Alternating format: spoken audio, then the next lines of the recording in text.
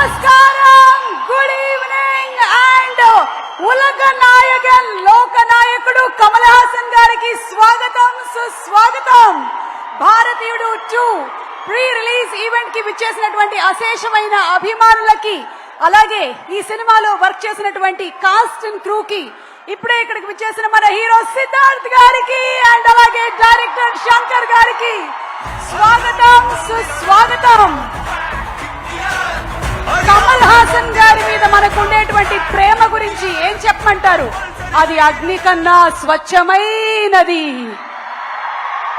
మనుషులు అర్థం చేసుకోవడానికి ఇది మామూలు అభిమానం కాదు.